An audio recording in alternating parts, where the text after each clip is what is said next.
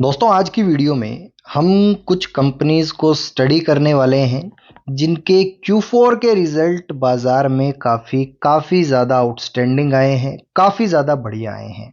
अब यहाँ पर इनको एनालाइज कैसे करना है, किस प्रकार से Q4 रिजल्ट या Q3 रिजल्ट या किसी भी क्वार्टर के रिजल्ट आते हैं उसमें हमने टॉप परफॉर्मिंग कंपनीज को एनालाइज करना होता है, किस तरीके से म्यूचुअल फंड या बड़े बड़े फंड हाउसेस भी इसी प्रकार से उनके क्वार्टरली रिजल्ट्स को ट्रैक करते हैं और उसके बाद किसी स्टॉक को स्टडी करना शुरू करते हैं और उसके बाद का प्रोसेस होता है किसी भी स्पेसिफिक कंपनी को अपने पोर्टफोलियो में ऐड करना। तो हम ये सारा प्रोसेस आज की इस वीडियो में सीखेंगे।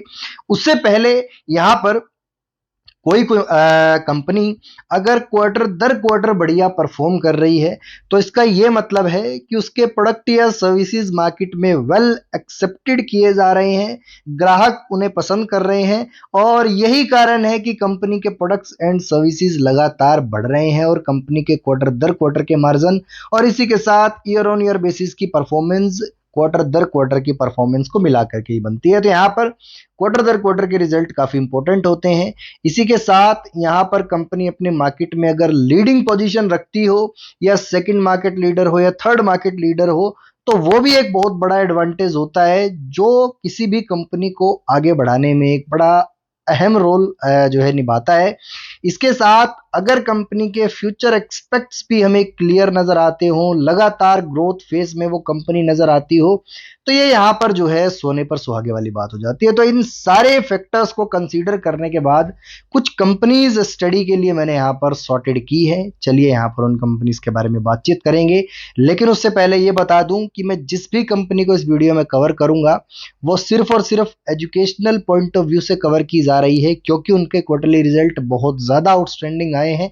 इसका यह मतलब नहीं है कि वो कंपनीज मेरे द्वारा रिकमेंड की जा रही है, तो इसे किसी भी प्रकार की रिकमेंडेशन ना समझा जाए। लिस्ट की सबसे पहली कंपनी है नवीन फ्लोरिन इंटरनेशनल लिमिटेड। यहाँ पर अभी फिलहाल प्राइस के मामले में कंपनी अपने हाईएस्ट एवर टॉप प्राइजेस पर चली गई है। अब इसका सबसे बड़ा कारण ये है कि कंपनी क्वार्टर दर क्वार्टर अपनी परफॉर्मेंस को एनहेंस कर रही है। फिलहाल अगर आप मार्च क्वार्टर में देखेंगे तो 700 करोड़ के आसपास के ओवरऑल सेल्स की है। ये रेवेन्यू इनके पास्ट ट्रैक रिकॉर्ड से बहुत बहुत बड़ा है, यानी कि ये सबसे हाईएस्ट एवर है जो भी मैंने लाइन ड्रॉ की है इनके अंदर रेवेन्यू पर्सपेक्टिव से। एंड इसी के साथ कंपनी लगातार अपने नेट प्रॉफिटेबिलिटी भी 95 करोड़ पर पहुंचा चुकी है, जो कि लगभग पिछले 7-8-9 क्वार्टर्स में सबसे हाईएस्ट एवर है। तो ये एक्सेप्शनल मार्जिन्स थे जो उस समय बहुत सारी केमिकल कंपनीज को देखने को मिले थे, लेकिन फिलहाल कंपनी के हाईएस्ट एवर रिजल्ट्स आना एक क्लियर कट रास्ता कंपनी के लिए खोल देता है, जो कि इसके लॉन्ग टर्म पर्सपेक्टिव को दोबारा से क्लियर बना देता है जैसे पहले इस कंपनी का लॉन्ग टर्म पर्सपेक्टिव क्लियर था। इसके बाद दूसरी कंपनी की अगर बात की जाए तो काई इंडस्ट्रीज का नाम आता है। यहाँ पर ये केबल्स मैन्युफैक्चरर के अंदर सेकंड टॉप मोस्ट जो है कंपनी है। अगर इसके क्वार्टरली रिजल्ट्स को देखा जाए, हालांकि इस पूरी इंडस्ट्री के क्वार्टरली रिजल्ट्स काफी अच्छे आए हैं। मार्च 2025 में 2915 करोड़ की सेल्स की है, ये आज तक की सबसे हाईएस्ट एवर सेल्स है इनकी। इसी के साथ मार्जिन 10% के अगेन एंड 227 करोड़ रुपए का मुनाफा जनरेट किया है, जो कि आज तक 200 करोड़ भी इनका देखने को नहीं मिला। अब की बार सीधा 227 करोड़। तो यहाँ पर 200 करोड़ का मार्का पार ही नहीं किया, 225 करोड़ का मार्का पार करके जो है कंपनी 227 करोड़ के क्वार्टरली रिजल्ट्स पोस्ट कर चुकी है। तो यहाँ पर फिलहाल ये वजह काफी है इनके दोबारा से क्लियर कट हाईएस्ट प्राइजेस जाने में। यहाँ पर तीसरी कंपनी है सोना बीएलडब्ल्यू प्रिसीजन फोर्जिंग लिमिटेड, जिसको मैं बड़े लंबे समय से कवर कर रहा हूँ। अगर इस स्पेसिफिक कंपनी के क्वार्टरली रिजल्ट्स को देखा जाए तो यहाँ अगेन आपको जो है हाईएस्ट एवर रिजल्ट्स के आसपास देखने को मिल जाएंगे एंड कंपनी की प्रॉफिटेबिलिटी तो आपको हाईएस्ट एवर फिलहाल देखने को मिलेगी ही, क्योंकि इससे पहले जो है एक सिंगल क्वार्टर इससे पिछले वाला रहा जिसमें कंपनी ने 151 करोड़ पोस्ट किए, जो कि अगेन हाईएस्ट एवर थे। अब की बार 164 करोड़ पोस्ट किए, जो कि अगेन आज तक के सबसे हाईएस्ट एवर है। तो यहाँ पर ये कंपनी मैं आपको बता दूं, ईवी मैन्युफैक्चरर में भी ईवी मैन्युफैक्चरर्स के लिए जो सामान होता है, ऑटो एंसिलरीज होती है, उनके बहुत सारे कंपोनेंट्स होती है, तो उनको बनाने में भी जो है अहम रोल अदा करती है।